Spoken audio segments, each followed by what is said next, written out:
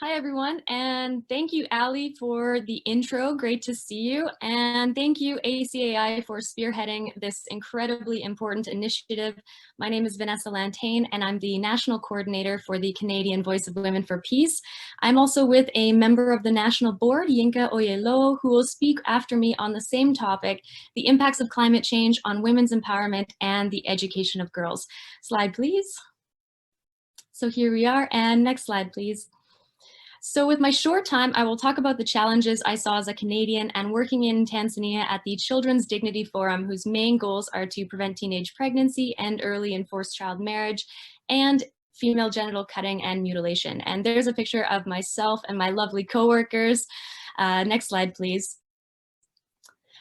So there is a direct link between the health of the environment and women's empowerment, and this is not groundbreaking news. Wangari Maathai, the founder of the Green Belt movement and Nobel Peace Prize winner, knew this before I was even born and mobilized over 900,000 women to plant 30 million trees. She said, poor people will cut the last tree to cook the last meal, and that the more you degrade the environment, the more you dig deeper into poverty. And when we degrade our air with carbon emissions, the pollution is not localized, it affects everyone. Wangari Maathai knew the importance of nature as a buffer from extreme poverty. The less money and nature a family has, the less likely a girl is going to go to school, which is proven to be critical to female empowerment.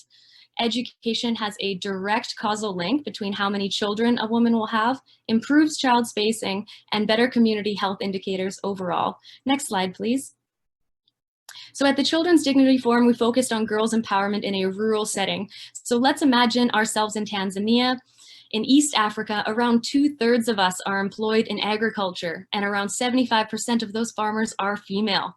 With these two statistics, you can already see the link between the health of the environment and women's empowerment. So while I was there in 2016, they had a terrible drought with rolling electricity blackouts because power came from hydroelectric dams.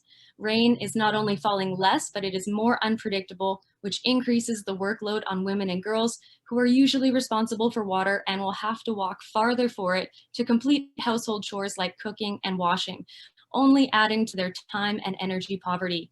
Climate change will affect their ability to go to school, become financially independent, and have the power of making choices over their lives, especially with regards to sexual reproductive health rights. And I'll tell you why in the next slide, please. So there are hard choices for Tanzanian families. If you are a farmer and there has been little rain, the rivers and soil have dried out, and there's not a produce surplus, ultimately no money will be raised. Girls will be taken out of school because it is just too expensive, and the family requires more labor input to improve crop yields. Families must find other scarce sources of income. So males are expected to be the breadwinners, and their education is prioritized to attract a wife who will then live with him or the family. Unfortunately, it is not economically advantageous to invest money into a girl's education because she leaves to live with her husband's family and become part of their lineage. So there is an economic incentive to marry girl children, which is called bride price, which this includes valuables that the bride's family can eat, use, or sell. And if a family is struggling with extreme poverty, parents may marry their children early for survival. Before marriage, some parents of all religious beliefs, including Muslim, Christian, and Jewish, will have the genitalia of their girl children cut to preserve their purity and as a rite of passage to become a woman, sometimes as early as 12 years old. So often done at a time called the cutting season by a designated cutter. In Swahili, she is called the ngariba. A paradox of this work is that our main objective is empowering women and girls, but to do this, it is taking away a well-paying female job.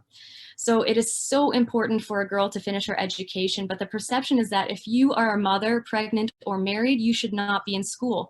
So as you can see with those statistics, that narrows the opportunity for the education of so many girls, which will only get worse with climate change. Next slide, please. So climate change will push more families into extreme poverty and result in the sacrifice of girl children's education, rights, and freedoms by having them cut, forced to marry or marry early, resulting in teenage pregnancy and continuing the poverty cycle. So despite these challenges, I really want to highlight the resilience and strength of women and girls and the love I witnessed within Tanzanian families and communities, but also how important it is to control our own pollution and support climate change mitigation and investment in Africa for sustainable jobs and energy, and how closely it is connected to women's empowerment and the education of girls. Final slide, please. So thank you so much, everyone. And I will now hand it over to my wonderful board member, Yinka, to talk more about solutions.